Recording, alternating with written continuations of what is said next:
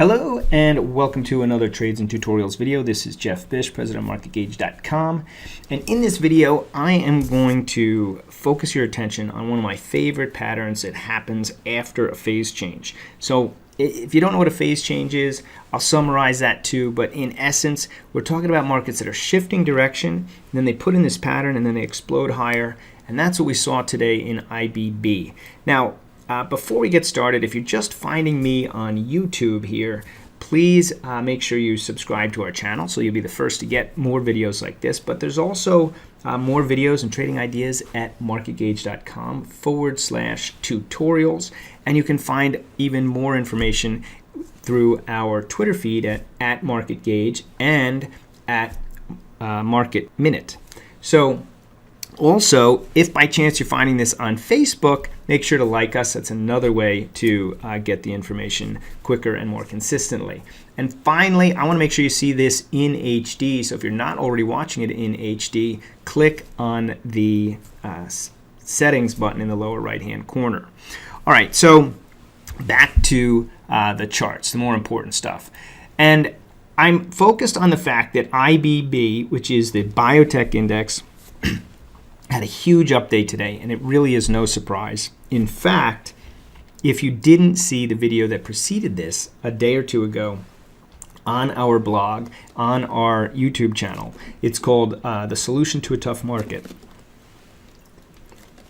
And it was all about identifying industry group rotation as a way to always have the wind at your back, and as well as being able to judge the market. It's an incredibly professional and sophisticated way to look at the market. However, it does not have to be all that difficult.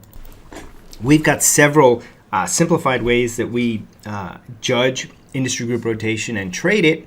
And in fact, we have a product called ETF Sectors that enables you to do it in a couple of different ways, one of which is completely automated trading signals, and others is a little bit more discretionary.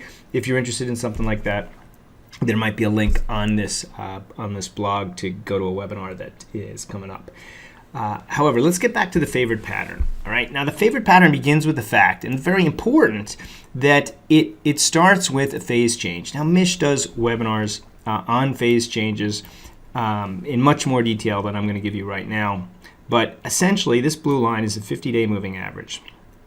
The market broke out above the 50-day moving average and closed over there. That's the first step of a phase change. All right, one type of phase change. Now, I highlighted IBB because it was more than just a normal phase change due to its base and due to its performance relative to the overall market. Stuff like that is covered in the prior video. Stuff like that will be covered in the webinar coming up. When it breaks the base and it has a phase change, and not only that, the phase change happened on better than normal volume, then you want to look for this 2 or 3 day easily defined consolidation. That's the pattern that I want you to walk away from. If you get a big expansion day through the moving average and then 2 days of consolidation, the breakout of that from a swing trading perspective is a gift, especially if you combine it with opening range tactics, which is a little bit beyond this video. Those 2 days of consolidation sound like just a small thing. They're not a small thing. So get the 2 days of consolidation breakout. That's one you want to follow. The wide stop is below the 2 days of consolidation, right? It's below these 2 days of consolidation. The tighter stop is below the breakout highs and the low of the day of the breakout bar. All right. All this is kind of the details, I suppose, but the big picture is that 2 day pattern. Now, there's another thing that I want to show you, and that is, what do you do with these? What's another way that you can leverage these phase changes or these industry group rotations? And IBB happened to be a really good example of this. So not only am I focused on what pattern do I get after the phase change when it happens, but I'm also focused on what else, what stocks are driving this. Now, as it turns out, IBB was really driven by Regeneron. Now I'm going to take you to another area of my workspace, and that is this is my page that I keep track of the whole markets. This is my main page. It's a little scrunched up to keep it in the video, but basically I've got a daily chart, 5-minute chart, 60-minute chart, weekly chart, and what's going on with the markets. And then my quote screen. So here's a really easy trick that I wanted to share with you in this video, as well as a two-day pattern, and that is you get a phase change, you get a big breakout on a industry group. Maybe you don't want to trade the ETFs, although you should, and I'm going to show you why. Take a look at the individual stocks. So all I did was I went to Yahoo, right, and I type in IBB, and I get the holdings, and I'll give you the top 10 holdings. So by seeing these, and so these are the top 10 holdings, and I want to keep an eye on these to see if there's other opportunities that are being presented now that I know that this industry group is one, or the sector is one that I should be watching. I can also trade the stocks, right? So I bought the IBBs. I also bought GILD. And I knew, because I just did a little bit of research, that really what got this going was news on Regeneron. So here's Regeneron here. And I want you to see what happened in Regeneron. Now, sorry for the difference in charts, but the 50-day moving average now is this magenta line, right? Regeneron has a huge day. That creates the phase change. And then what do you see? You got these two consolidation days up in the top end of the range of your phase change day. Perfect, exactly what we're looking for. Now, the one thing that makes this different and perhaps not quite as good as the IBB is that the breakout of that level was still below this level. So I had more confidence in IBB breaking higher because its consolidation was actually up here. I liked that better.